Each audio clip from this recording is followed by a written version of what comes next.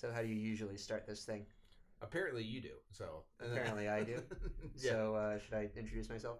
yeah. Go ahead and introduce yourself. Okay. My name's Ben. I've been working with Taylor for about a year and a half now, a little over a year and a half, on a platform he's building called EP Firms. It's a CRM tool for estate planning attorneys, and he just wants to sit down and talk about that and maybe politics and mustaches and anything else that occurs to us. Well, before we even get started, okay, you got to tell me about this whole Joaquin Noah. Wait. I always call him Joaquin Noah, but that's the basketball player. The Joker guy. Joaquin Phoenix. That's right. Yeah, so this was so strange that I feel like it has to be like a publicity stunt, but I'm still a little bit on the fence. Okay. So, you know that the new Joker movie just came out and that there's a lot of controversy surrounding it. People are saying, oh, well, it might entice people to commit copycat crimes, so we have to be worried about that. Anyway, involved in all this controversy, or despite all that controversy, Joaquin Phoenix went on Kimmel, and he was just doing a promotion tour for the movie. Yeah. You know, and he's talking there with Kimmel, and you can see that he's not the outgoing type, that he's kind of withdrawing like this. He's kind of afraid that Kimmel's going to snap at him or something. Like, he looks like a kid that's gotten shoved in a locker a little too many times, and he's not one for a lot of ribbing, you know?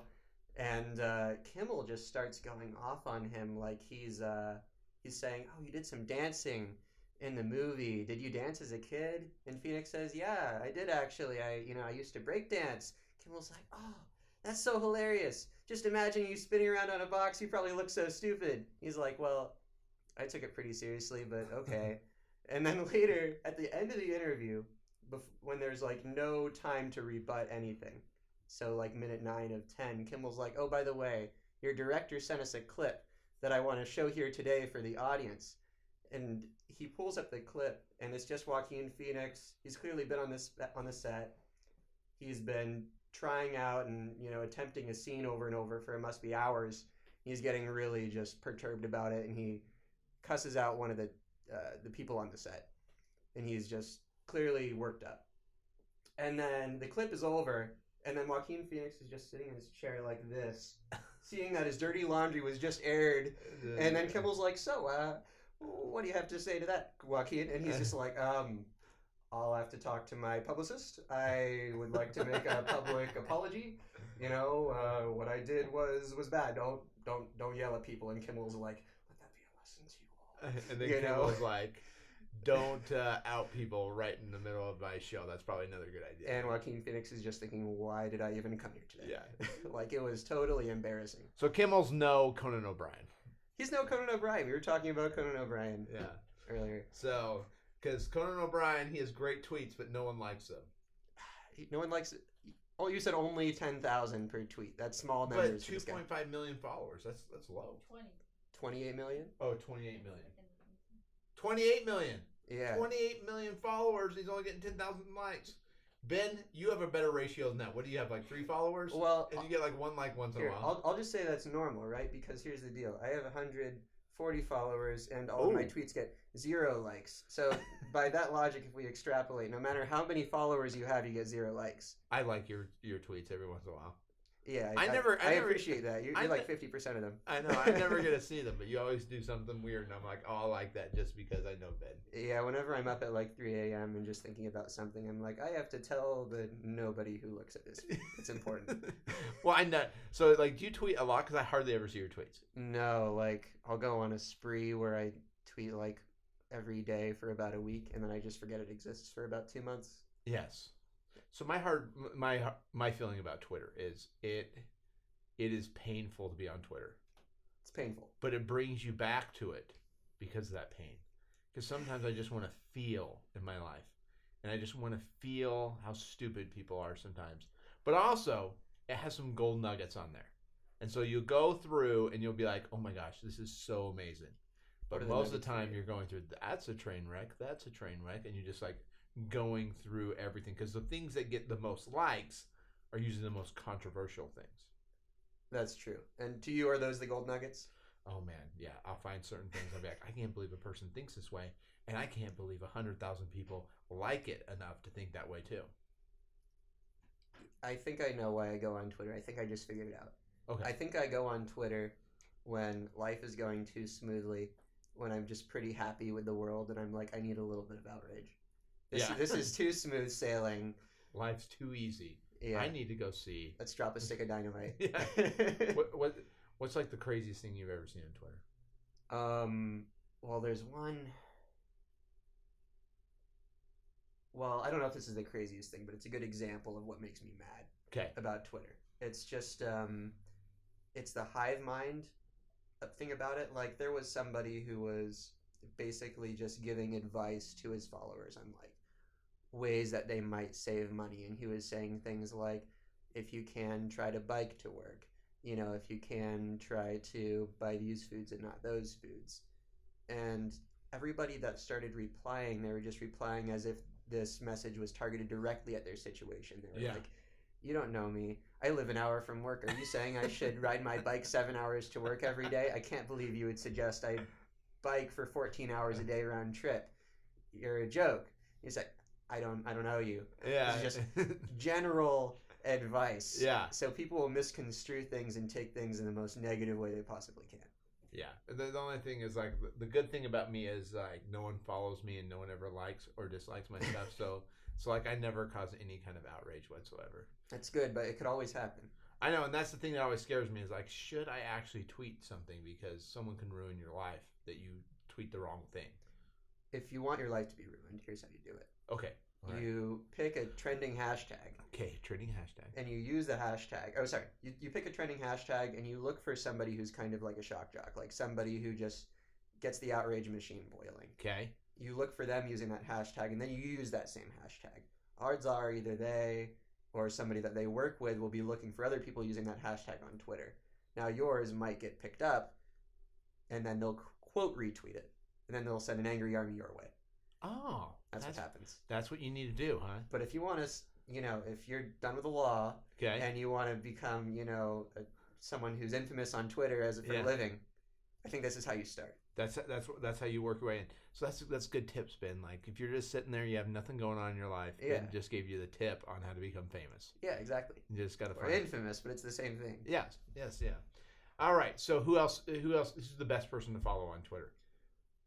Who's the best person to follow? It's hard for me to say, because what I usually use it for is I just use it for, like, news on hobbies and stuff.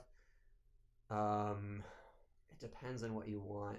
There's that popular one where the person, like, rates the dogs, and every dog gets, like, somewhere between a 12 out of 15 and a 15 out of, a 12 out of 10 and a 15 out of 10. Really? That one's kind of cute. There are a lot of cute animal pictures. I don't know. I don't like to follow really any political figures that much, because I just don't want to really be public about where I stand, because I feel like that gives people too much information on me. But I always search up political figures like once a week just to see if anything weird is happening. So I got on Twitter for Donald Trump. Yeah. I mean, I just wanted to read his tweets. Yeah. Like, and I wanted to see all the crazy, because the funnest part is not Donald Trump's tweets necessarily. It's his followers' comments on it, or the people that don't like him. It's just, like, crazy to read that part, because they all go after each other. And it's like, I swear some guys sit all day long and probably refresh Twitter so they can be one of the first people that respond to one of his tweets. Yes.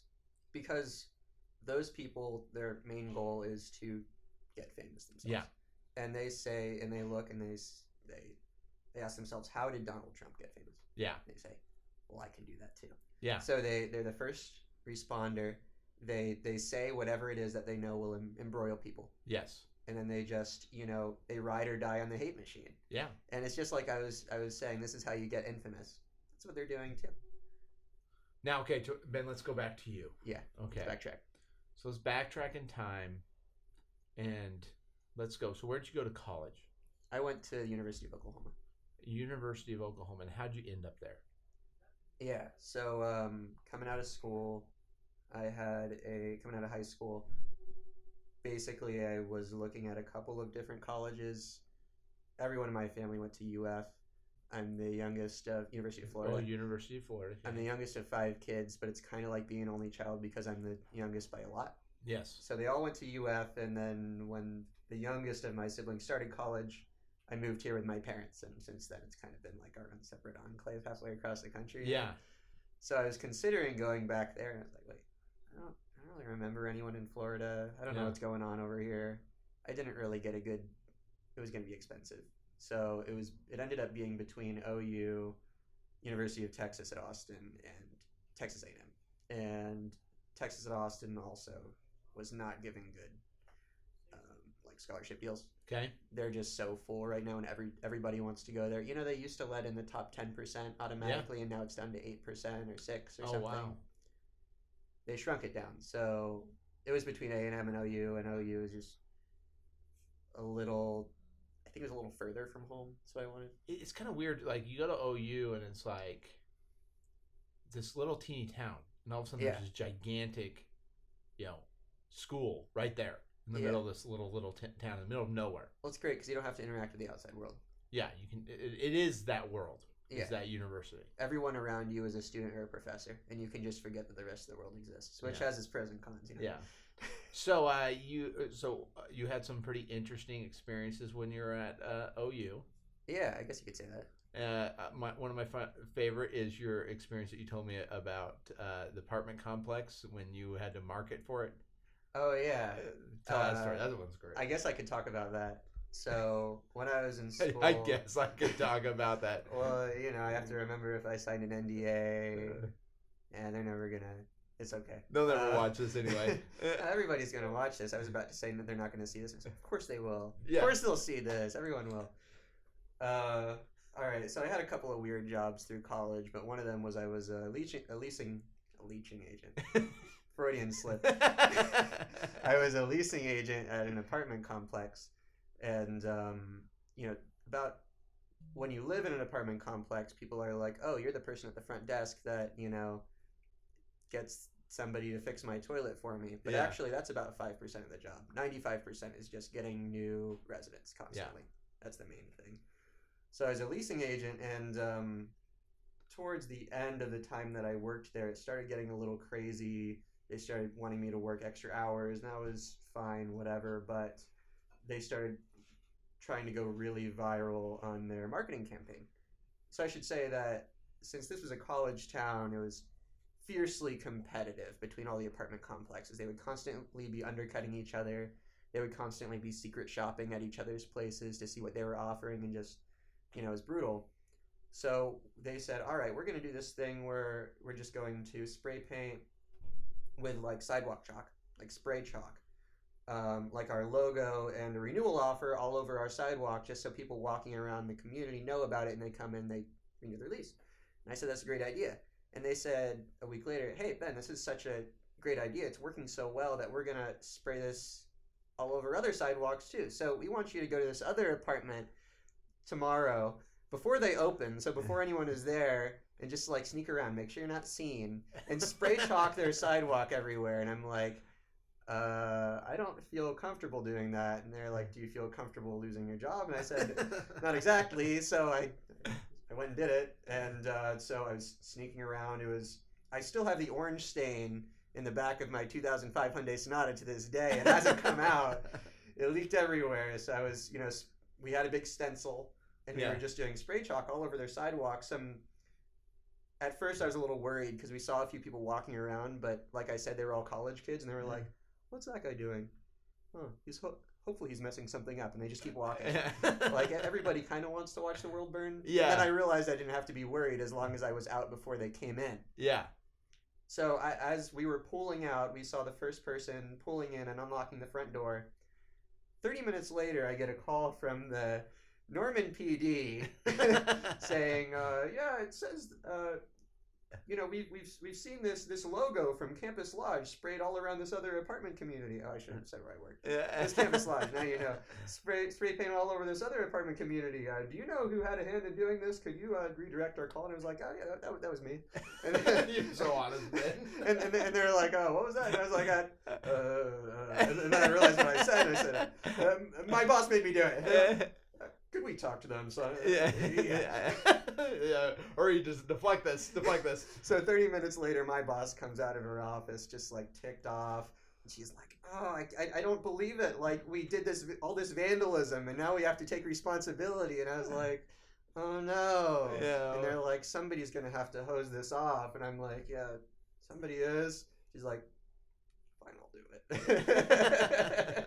So yeah, just for other reasons, it didn't work out there. It was I don't know. That wasn't as exciting, but they were basically like, "Hey, can you work more hours?" And I said, "No, I can't work more hours." And they're like, "Okay, we're gonna need you to quit." And I was like, "Okay, I quit." Yeah. And then later they were like, "Hey, can you work a little more? I know we just asked you to quit, but we'd like that." And I said, Yeah. "Okay."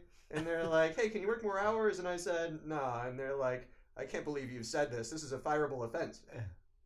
Yeah. What happened here? I tried to quit 3 weeks ago. You made me stay. So it was weird. Yeah.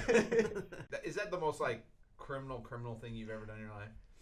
um, I have this thing where if I do something wrong, I block it out. So I might have done all these crazy things that I just don't remember. You're like, oh, okay, that was pretty And crazy. now I'm making sure that none of it was on the premises here. Now we're good. Yeah. Yeah, I guess that was my greatest bad boy streak, unless you count getting sent to the principal's office from the nurse's office in elementary school. And then I started walking there, and then I decided I didn't want to, so I went back to the nurse, and they said, "Okay, now you have double detention." You know, Oh, that hurt. You know, I man. it's hard to bounce back from that kind of thing. Yeah, the worst thing I probably ever did in school was light a kid's hair on fire. You know, that's a step or two up. Yeah. Still pretty tame. Yeah, that was a pretty interesting experience watching a kid's hair was like just gulp into a ball of flames. There was an accident though. I wasn't intentionally trying to. I was just trying to burn his ear. Okay, how was his ear in the end? His ear was just fine, but like some kid did it to me, Yeah. and then I thought it would be funny to Yeah. do it to somebody else, and then I lit it right by the lighter right by his ear, and his hair had hairspray in it, and it just went. It's probably good that you got his hair and not his ear. Yeah. Now looking back, that was a very dumb thing to do, but I feel really bad about that, because the kid went to the principal's office like.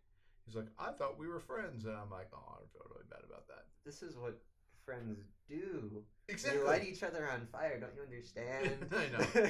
At least I didn't do anything like horrific that, because I just went to my 20-year reunion, and so. Yeah. Well, tell me about that. Yeah. So, no, this is not about me. This is about you. We're not going into my story. Intention to deflect. I know. Deflected. Yeah. When you go to your 20-year reunion, you can share all your stories about what happened. Okay. So, anyway, you're in college. Yeah. And what'd you get your degree in? In economics. Why economics? Yeah. So, when I started, I was interested in political science. And then I met political science students. And that I changed my major that same day. You changed your major the first day of school? Yeah, pretty much. I mean, Wow. I think I might have. I think I actually wrote it out for like a semester, but I realized that everybody who went into political science already had preconceived notions about how the world worked. Gotcha. And what they wanted to do is they wanted to go to school to bolster those notions and figure out how to advocate for them better and more intelligently, which is better than nothing. But I was hoping people would go into this major willing to learn, willing to have their assumptions challenged. But I don't know, like every question that somebody had was just like an excuse to sort of espouse their own beliefs. I didn't really like it probably that sort of thing will probably make them very effective politicians in a couple of years. Yeah. But I realized that wasn't really the direction I wanted to go. Well, I told you about the book Sapiens. Yeah. And the guy in that book argues that religion and politics are really the same thing. They're belief systems, they're ideologies. Yeah. And he goes, and this guy apparently he's a professor that wrote the book, but he says people always say no, religion is about a belief in God, and he goes, well, is Buddhism a religion? And people go, yes, and he goes, well, Buddhists don't believe in God. So he goes, religions cannot have a belief in God, but they're the same thing as in politics. So it makes sense that when you go to politics or political science classes, what you're dealing with is people who've already believed something and just want to bolster those beliefs. It's like when you go to theology school. You don't go to theology school and then sit there and expect people to go, yeah, all right, my Christianity is wrong. I'm going to now join this other side. That's not why they're there. They're there to get ammunition for their belief systems. But I've heard a lot of people that go to theology school, though, become atheists. Interesting. Yeah, a large percentage, but then they still become like pastors and stuff, even though they're almost like atheists because they still they don't believe anymore, but this is their career path that they've chosen. Oh, okay. So just like financially, they can't change, or is it? Well, Do you think they have like they feel like the original belief system is still important, even if they don't believe in it? I don't know. I don't know what exactly would be their motivation, but I imagine it would be something like, well, I can still help. Like, I went to become a pastor to help people. Maybe I don't believe exactly the way I believed before, but I'm still gonna, preach the belief system and keep with it and go with it. So I don't know, but I find it interesting because uh, your experience is probably actually 100% because one of the very first classes that I took in college myself was political science. What do you think of it? Um, I thought it was very interesting, but yeah, it was also very different than my other like science classes and stuff because you're dealing with kind of in some of your other classes hard facts like even history, even though it's history is considered a lot of people don't understand this like history is not a science, it's an art. Right. Because it really is not hardcore facts. It's just like, well, this is how we believe what we believed happened in the past to the best of our knowledge. It's not like, okay, water is two hydrogens and an oxygen, Yeah. And so when I was sitting in political science classes, they call it science, but it wasn't. It was so much different than my other classes because even history was like, well, on this date this happened. The whole time I was sitting in political science classes, like, well, there's this idea, and then there's this idea, and it helped me get ready for law school because all of a sudden you get into law school and like there's no definite answers. My favorite classes were definitely ones where we studied like the classics. Like we studied. I feel like once you get 500 or 1,000 or 2,000 years away from something, you can look at it a little more objectively sometimes. So, I liked studying Plato and Aristotle because you could, sort of debate their beliefs against each other and consider the merits. But people people aren't as dug into, Aristotelian like virtue ethics, Yeah, right? As they are into whether they're a Republican or a Democrat or a Libertarian. yeah, that's very true. You know, Okay, so you're at college, then you graduate, right? and then you went and got a master's, right? I did. Why? Want to Because waste more money? well, it was the way that I chose my college was boring and uninspired. It was the cheapest option that was a good distance away. The reason I went for a master's was equally boring. They said, "Hey, why aren't you getting a master's?" And I said, "I don't know." And they said, "You want to stay for one more semester and get your master's?" And then I said, "Okay." Yeah. So I did. I honestly feel like, all right, Ben, we're gonna conquer the world, and you'd be like, well, all right, okay. Yeah, I'll go along with whatever. It's like, don't get this guy around to get some drug dealer or something.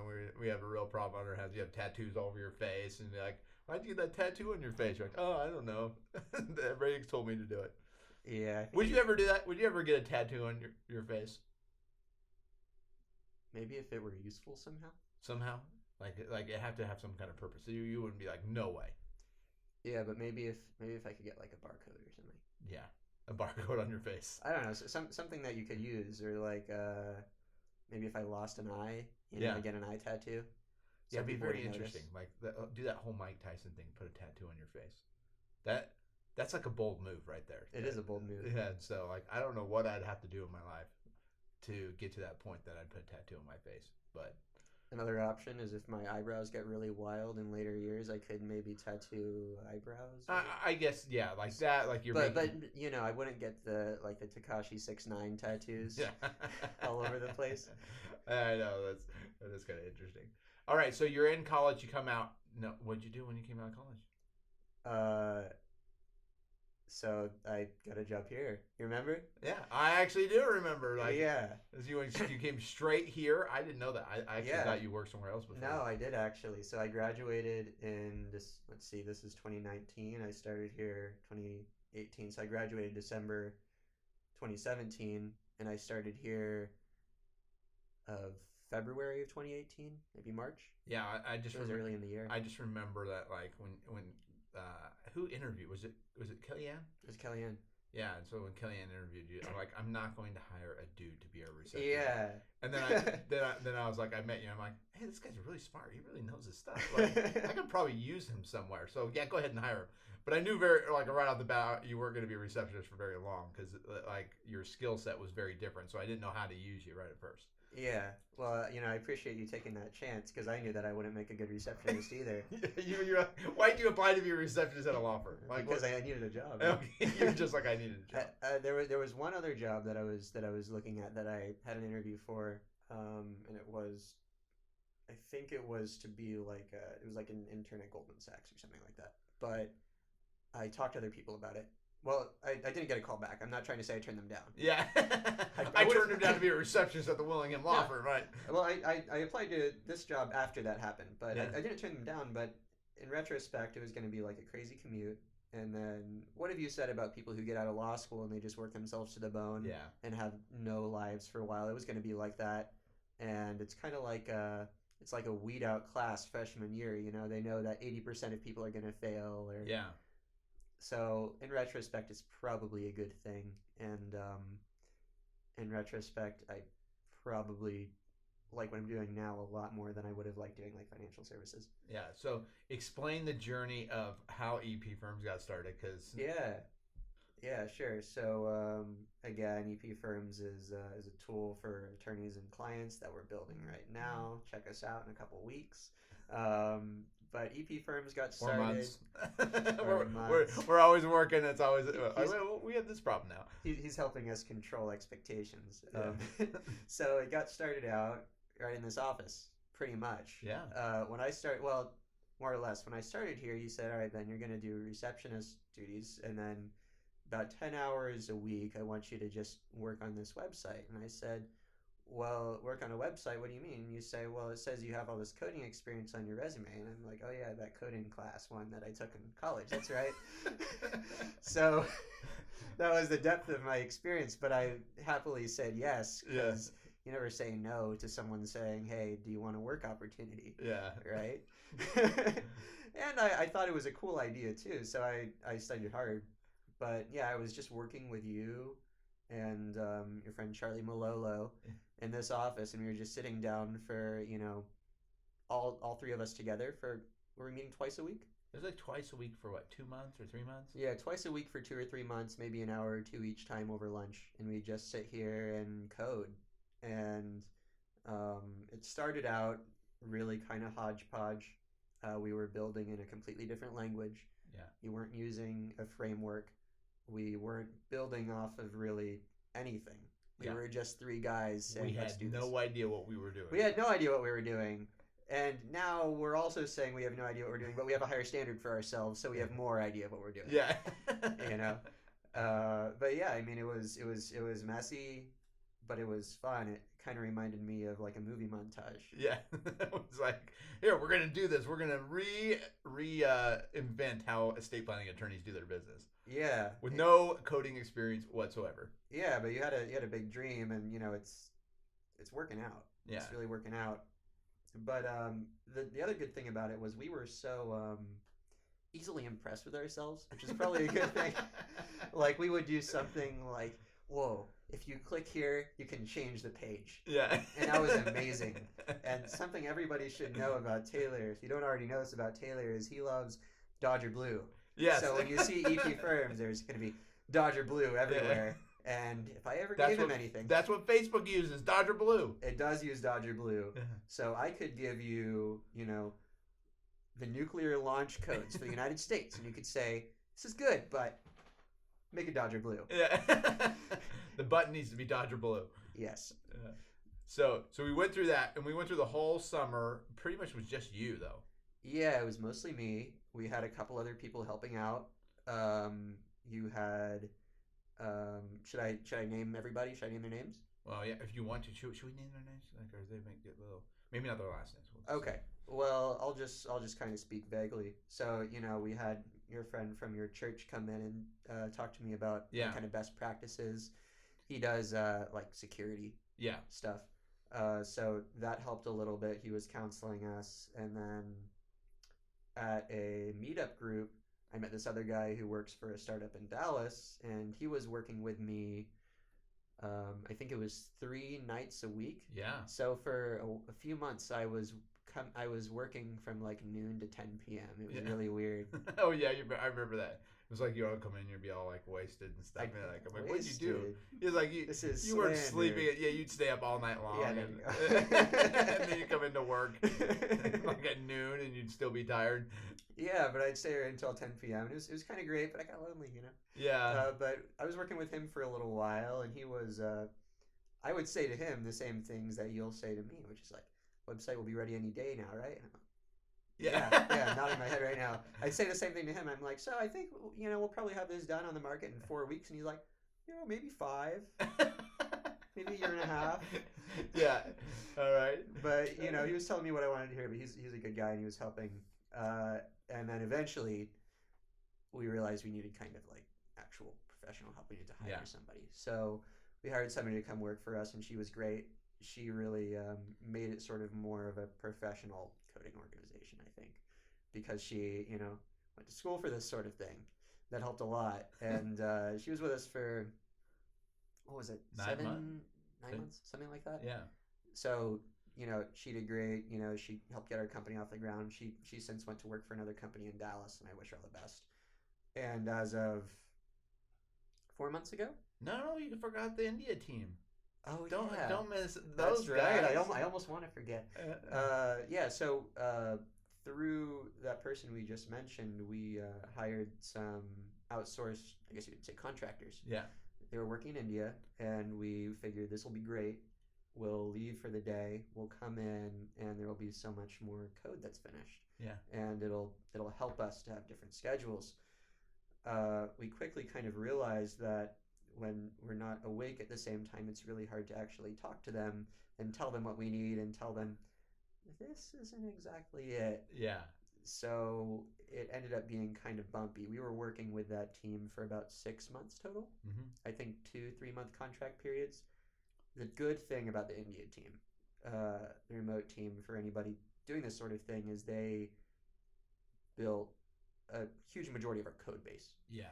Like our application is going to be pretty big since it's a CRM tool. So they were great to get us like 50 to 75% of the way there on a lot of our features. But from there, it just needed a lot of polish. So we brought in, I think it was one person and then 2 more in quick succession. No. So we brought in 2 more people to work locally with us. One is mostly like a front-end designer, but he also does full stack. When I say stack, I mean back end means working with databases. Front end means working with visual design. So he does all the above, but he's mostly our visual guy. And then we hired somebody else who's a SQL wizard. She's a wizard with databases.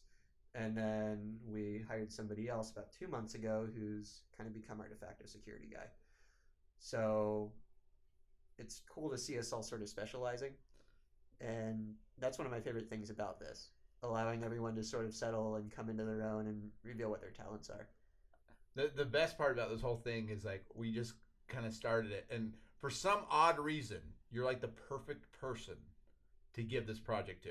It's Really? like, yeah, because you can like, I go, Ben, I need to get this done, and then like I want it done immediately, and you're like, well, that's gonna fit in like that needs to go here, and then you like draw, like I go into the office, like, Ben, what's going on? And you're like, you show me this thing, it's like I have created the whole thing on my computer, like this is what this page looks like, this thing, and then we got very well into this, and like we had no idea what we were getting ourselves into. Right. But now it's getting pretty awesome what it can do. So I want you to explain exactly what EP Firms does, because I don't think there's anything like this. Like, Yeah. this is going to be a pretty amazing tool, and then we'll talk about what we'll do in the future. But what is the main goal this is supposed to accomplish? Yeah, absolutely. So in describing EP Firms, it's a little easier to start with to describe the problems we were having before we were using this system. So we had a couple of other systems that you were using in your law practice, and what we noticed is that they were not focused on estate planning. They were not, so, they were too vague or general. They were not integrated with each other, so there was a lot of redundancy. and they weren't really intuitive. Those were sort of the three biggest things that I saw. And also, there wasn't communication between the attorney and the client going on. All of the software that you use, it helps your office run smoothly. But if there was anything that involved client communication, you just had to get on the phone. It's like, what is this, 1999? Right? Yeah. So this system is meant for law firms and their clients. The way that it starts is, as a law firm, you register for EP firms, and it's going to be on a monthly subscription basis. And on EP firms, there are a few major functionalities that you get as a firm. One is to basically organize and view your whole client base. So you can go through your user directory, which is, I always describe as kind of like a Rolodex or like an iPhone, like a contact page, and just see everyone who you've ever worked with. So if you need to communicate with someone from 5 years ago, as long as you had EP firms or imported that info, it should be there. It also allows you to track each one of your legal matters or cases, whatever you call it. So you can say, where are we on this, on the person with this case ID, because we haven't looked at them in like 2 weeks. And you pull up the page, and with a single keystroke, you can say, oh, there have been 3 notes left for them during that time period. This is where they are. This is how much of their bill they've paid. And this is the last question they had for us. Oh, and here's our next meeting. It's tomorrow, so get ready. And you have all of that at just the click of a button. So it's right there in front of you. Some other nice things that you can do as a law firm are that you can, so we have something called your intake form, right? Yeah. We have an intake form that we use. It's just a paper form that someone fills in when they come into the office. So we've digitized everything. And the great thing is, based on the information that either the attorney or the client enters on this digital form, different recommendations are made to both. So for example, if somebody says, I've got 3 kids and one of them is 24, and as an attorney, hey, once my client's kids reach 25, I ask them to come back and redo their estate planning because something's changed. The system will alert the attorney and the client that has happened. So it's always watching their information to see what new business it can bring into the law firm, and also to tell the client, here's how you can stay up to date and have peace of mind. It's also a great way to store documents. That was one of the biggest reasons we built this. With our previous system, we would have to scan in all of our documents, upload them to multiple places, and then with multiple accounts, and it would just take all of this time and be really cumbersome. And the cost of it was enormous. The cost of it was also enormous. So this is just baked into one system now. Yeah, I think when I add everything up, all the programs that I used was about $1,500 a month. Right. In software to client management, billing system, keeping track of the documents, and providing a system for my clients to store their documents. Right. And so all those systems together was, hey, we're going to bring all this together, because I really want people to understand. I didn't understand this when we started, but you pulled this off somehow. And now when I look at it and I understand a little bit about coding, I think it's the most, I don't know anybody else that does this, where the one thing I told you at the beginning to do was, from the receptionist to the attorney to the clients to the paralegal to other family members, I don't want to double enter information in. Right. I want people, when one person enters information, it goes into the whole system, and then the system knows, okay, they've updated addresses for these people. The attorney gets that information. The client gets that information. And so there's only one-time information has to be in, because I noticed with someone would call on the phone and be like, I want an appointment. And, receptionist would fill out all the information. She'd put on Google. She'd put it into a spreadsheet. She'd put it everywhere. And she'd put it into all these different places. And then the person would come in and sit down with me. And then I would write out all that information. And usually they would hand me a document going, oh, I've written all that information out too. Yeah. And so we read everything. And then there's another time that we take all that information and type it back into a system. Right. So we've almost like 5 or 6 times written the exact same information. Now we haven't solved every single time because we still have the problem of we don't have a form builders platform yet on EP Firms. Right. Which is a hope in the future to have, because that's the one last step that we have to, okay, now we have all this information. Now I got to retype it back into a form system. So can you tell everybody what a form builder does? So for attorneys that are listening to this, they're familiar with the whole fact that you don't redraft estate planning documents every single time someone comes to the door. Right. You pay a company that has some kind of form builder system. You know, we have major companies out there. We pay a lot of money as attorneys to have these because they have to be pretty sophisticated.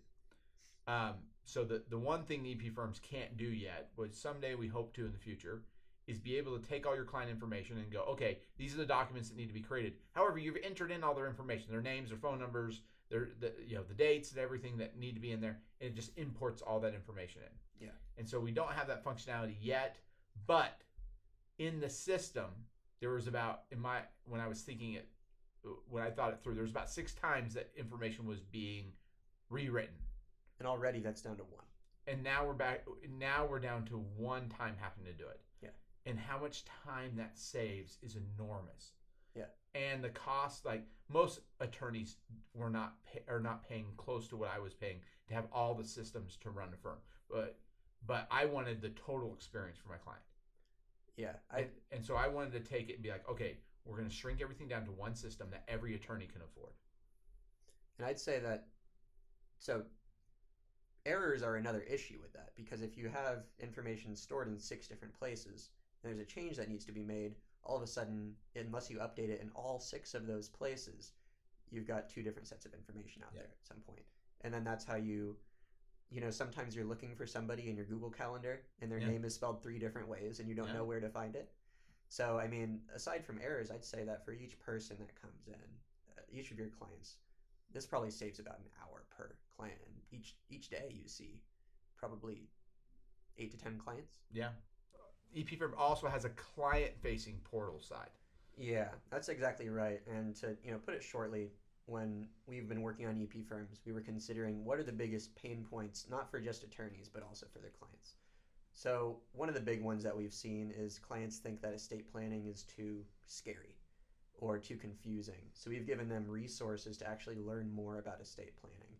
Every single person that comes through your firm or any firm that uses and is subscribing to EP Firms will be sent a link to their own client portal. On that, they can learn about what every single document does. And they actually have videos recorded by his truly that will explain how it works and tell people what they really need. For me, I equate that to kind of like the fear to me is similar to when I go to an auto mechanic. I'm worried that I'm going to get scammed because I don't know how my car works.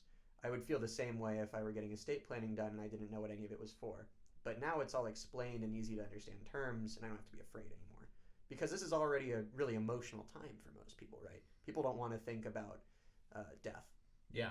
It's uncomfortable. So we want to make it as smooth and easy as we can. Can I talk about the one part of the client portal? That's my yeah. Go ahead. Is it the videos? Yeah. Yeah. So I had a client come in, and it was one of the most impactful conversations I ever had with a client about what needs to be done. And it was, he said, basically, he goes, he just inherited a bunch of money from his dad a couple years ago, and he was doing his estate planning, and he goes, you know what?